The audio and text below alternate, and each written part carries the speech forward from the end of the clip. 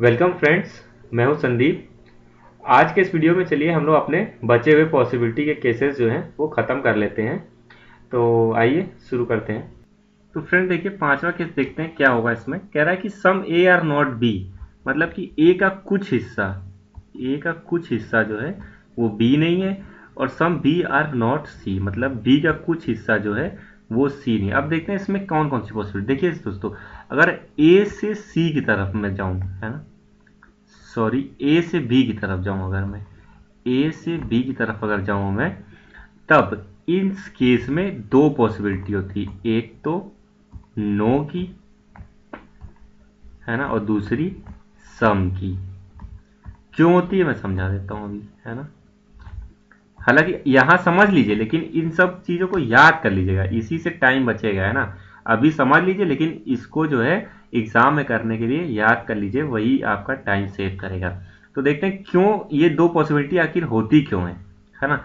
तो देखिए, अगर मैं कह दूं कि सारा का सारा ए जो है वो बी नहीं है, मतलब नो ए इज बी, अगर मैं कह देता हूं, तो भी देखिए पहला वाला स्टेटमेंट क्या करेगा, एग्जिस्ट करेगा, है ना।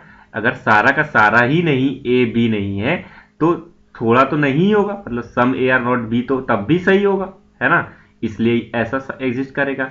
और अगर मान लीजिए कि मैं कह दूं कि सम ए जो है वो बी है, मतलब कि ये जो थोड़ा वाला पार्ट जो है वो बी है ना, मतलब ये वाला पार्ट थोड़ा वाला जो है वो बी जो है वो ए है, तब भी देखिए ये वाला पार्ट जो है वो उस पर क्या क्रॉस ही लगा रहेगा, मतलब ये वाला हिस्सा बी नहीं है लेकिन ये वाला हिस्सा बी हो गया, तो सम बी क्या है, ए हो सकता है। इसलिए जब बी ए टू बी देखा जाए, है ना, मतलब तो इसमें कैसी कैसी पॉसिबिलिटी हो सकती हैं कि एक सम ए बी हो सकता है, मतलब ये वाला अगर ए बी हो भी जाए तब भी ये वाला कंडीशन जो है वो हमारी ट्रू रहेगी, है ना।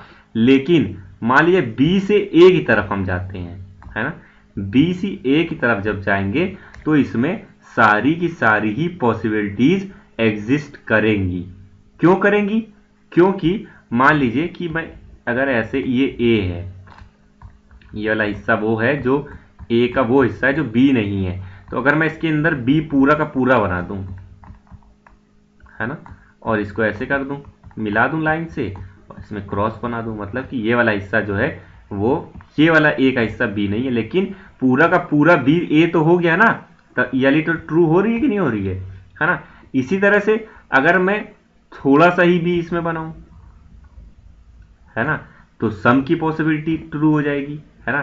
तब भी ये वाला हिस्सा क्या कर सकता हूं, मैं क्रॉस लगा सकता हूं कि ये वाला हिस्सा नहीं है ना। अब मैं बी को इसके अंदर बनाऊं ही नहीं, पूरा का पूरा बाहर ही रखूं, है ना, और कह दूं कि पूरा का पूरा ही ए जो है वो बी नहीं है, तो नो वाली पॉसिबिलिटी भी एग्जिस्ट कर जाएगी, है ना, कि नो बी इज ए, ये भी सही हो जाएगा, है ना। और सम सम नॉट, है ना, और मैं कहूं कि थोड़ा वाला जो बी का हिस्सा है, थोड़ा सा जो बी का हिस्सा है वो ए नहीं है ना, तब भी कोई फर्क नहीं पड़ता है कि ए का कुछ हिस्सा बी नहीं है ना, तब भी जो है पहला वाला तो सही होगा। मतलब अगर ये बना हुआ है, मतलब ए है ये, और यहाँ मैं बी बना दूं और कहूं कि ये वाला बी का कुछ हिस्सा जो है वो ए नहीं है ना, तो उससे तो कोई फर्क पड़ेगा नहीं। आखिर हम ये वाली कंडीशन तो ट्रू रहेगी ना कि सम ए जो है वो बी नहीं है, वो तो ट्रू रहेगी।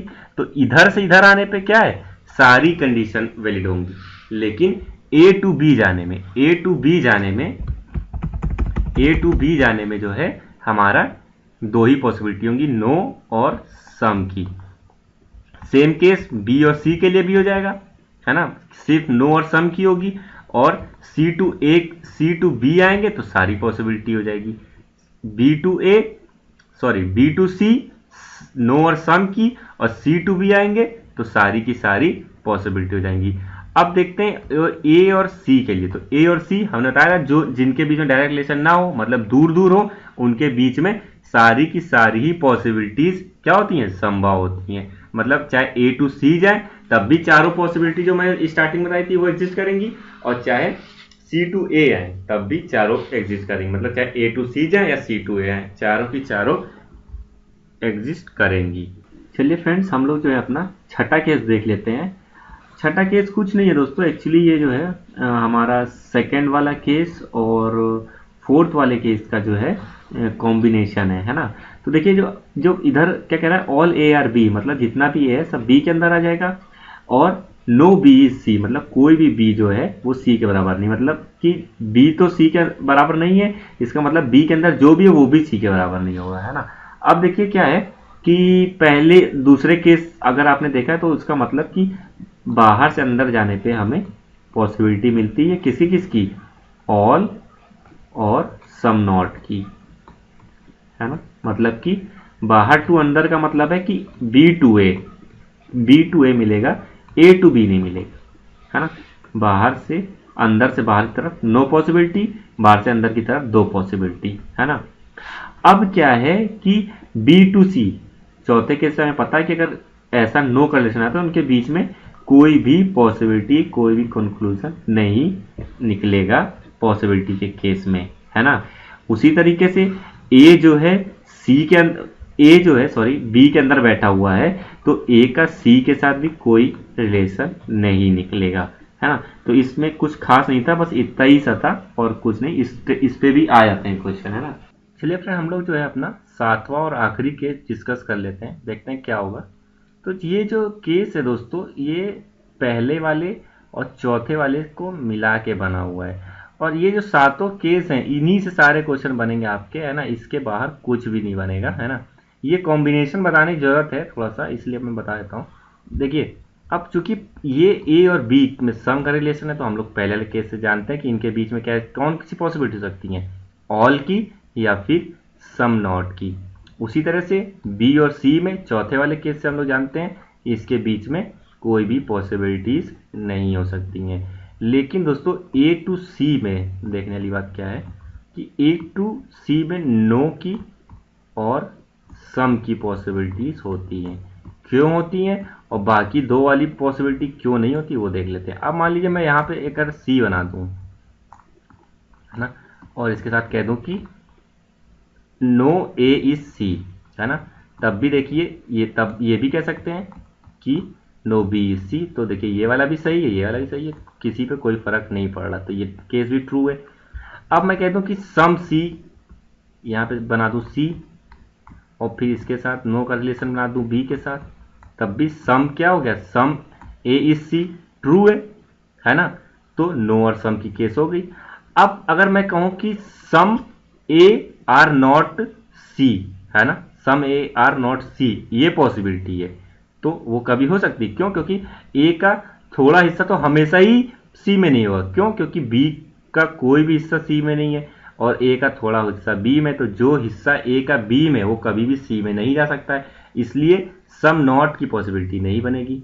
उसी तरह से नो की तो बन चुकी, ऑल की भी नहीं बन सकती, क्योंकि जब थोड़ा हिस्सा नहीं है कभी नहीं रहेगा सी में, है ना, क्योंकि वो बी में है, तो ऑल की भी नहीं बनेगी। तो सम नॉट और ऑल की पॉसिबिलिटी ए टू सी की तरफ नहीं बनेगी।